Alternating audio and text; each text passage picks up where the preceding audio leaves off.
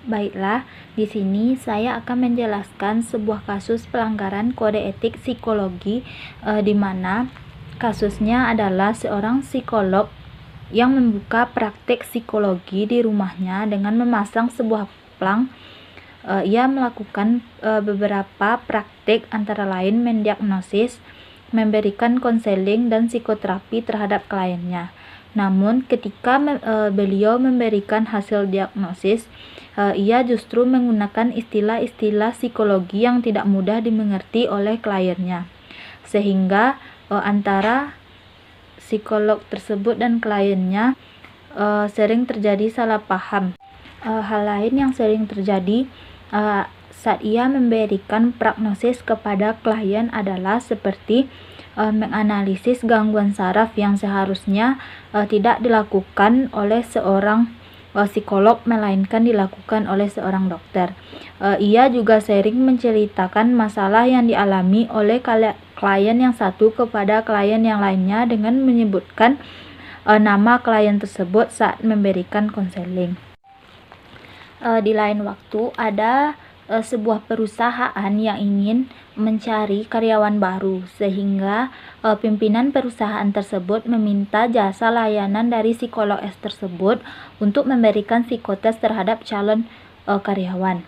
Pada saat psikolog S tersebut memberikan psikotes kepada calon karyawan, beliau bertemu dengan saudaranya dengan inisial R, sehingga saudaranya tersebut atau R tersebut meminta kepada psikolog untuk memberikan hasil psikotes yang baik supaya R dapat diterima dalam perusahaan tersebut.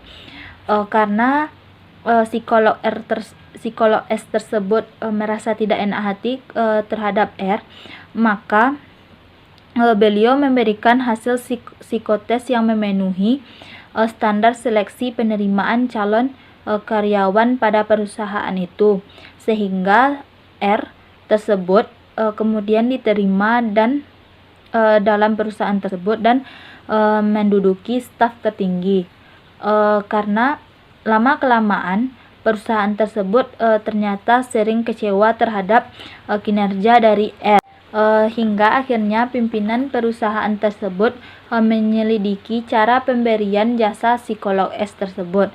Namun alangkah terkejutnya pimpinan perusahaan itu mengetahui bahwa tempat praktik psikolog S tersebut ternyata belum tercatat atau belum tercantum pada HIMSI, dan psikolog S tersebut sama sekali belum pernah menjadi anggota HIMSI.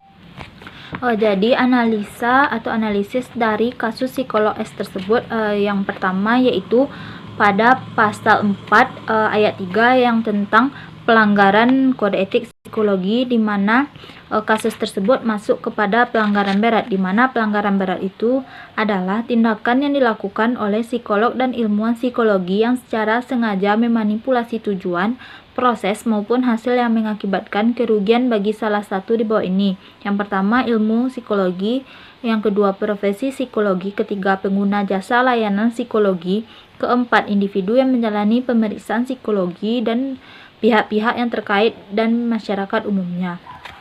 Jadi hubungannya adalah karena psikolog S tersebut memanipulasi hasil dari psikotes tersebut, sehingga mengakibatkan perusahaan yang menggunakan jasa dari layanan psikolog tersebut mengalami kekecewaan atau mengalami kerugian. Pelanggaran yang selanjutnya yaitu pada pasal 7 ayat 1 yang bunyinya ilmuwan psikologi memberikan layanan dalam bentuk mengajar, melakukan penelitian dan atau intervensi sosial dalam area sebatas kompetensinya berdasarkan pendidikan, pelatihan atau pengalaman sesuai dengan kaidah-kaidah ilmiah yang dapat dipertanggungjawabkan. Jadi di sini berdasarkan kasus tersebut psikolog S tidak memberikan layanan sesuai dengan kompetensinya. Contohnya saja tadi pada saat psikolog S tersebut memberikan prognosis pada klien tentang gangguan saraf, yang sebenarnya hal tersebut boleh dilakukan oleh seorang dokter, bukan seorang psikolog. Hal tersebut tentu saja melanggar kode etik pada pasal 7 tersebut. Pada pasal 7 ayat 2 di mana bunyi pasal tersebut adalah psikolog dapat memberikan layanan sebagaimana yang dilakukan oleh ilmuwan psikologi serta secara khusus dapat melakukan praktik psikologi terutama yang berkaitan dengan asesmen dan intervensi yang ditetapkan setelah memperoleh izin praktik sebatas kompetensi yang berdasarkan pendidikan, pelatihan, pengalaman terbimbing, konsultasi, telaah, dan atau pengalaman profesional sesuai dengan kaidah-kaidah ilmiah yang dapat dipertanggungjawabkan. Jadi, hubungan pasal 7 ayat 2 tersebut dengan kasus psikolog S adalah setelah pimpinan tersebut merasakan kecewaan terhadap R, maka pimpinan perusahaan tersebut menyelidiki tempat biro praktek dari psikolog S tersebut. Ternyata setelah diselidiki beliau mendapatkan atau beliau terkejut bahwa pendirian praktik psikolog S tersebut ternyata belum tercatat dalam HIMSI dan psikolog S tersebut sama sekali beliau bukan anggota dari HIMSI. Pelanggaran kode etik yang ketiga yaitu pada pasal 16 ayat 2 dan ayat 3 di mana bunyinya yaitu psikolog dan atau ilmuwan psikologi sedapat mungkin menghindari dari hubungan majemuk apabila hubungan majemuk tersebut dipertimbangkan dapat merusak objektivitas, kompetensi atau efektivitas dalam menjalankan fungsinya sebagai psikolog dan atau ilmuwan psikologi atau apabila berisiko terhadap eksploitasi atau kerugian pada orang atau pihak lain dalam hubungan profesional tersebut. Ayat 3-nya, apabila ada hubungan majemuk yang diperkirakan akan merugikan, psikolog dan atau ilmuwan psikologi melakukan langkah-langkah yang masuk akal untuk mengatasi hal tersebut dengan mempertimbangkan kepentingan terbaik orang yang terkait dan kepatuhan yang maksimal terhadap kode etik.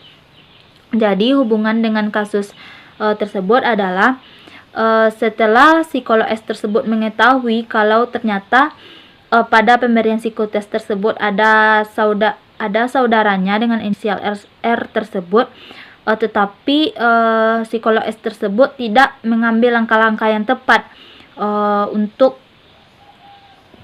mengatasi hal tersebut, melainkan psikolog S tersebut menuruti apa yang diinginkan atau yang diminta oleh saudaranya tersebut sehingga akibatnya psikotes yang dilakukan atau pemberian psikotes yang dilakukan tersebut tidak lagi objektivitas terhadap R dan karena tidak adanya objektivitas tersebut maka perusahaan yang menggunakan jasa dari psikolog S tersebut mengalami kerugian terhadap pemberian jasa layanan psikologi yang dilakukan oleh psikolog S tersebut.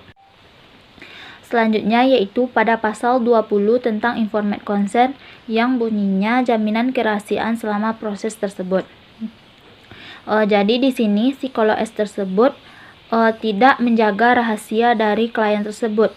Hal ini terlihat dari klien yang sering menceritakan masalah yang dialami oleh klien yang satu kepada klien yang lain pada saat beliau melakukan konsultasi.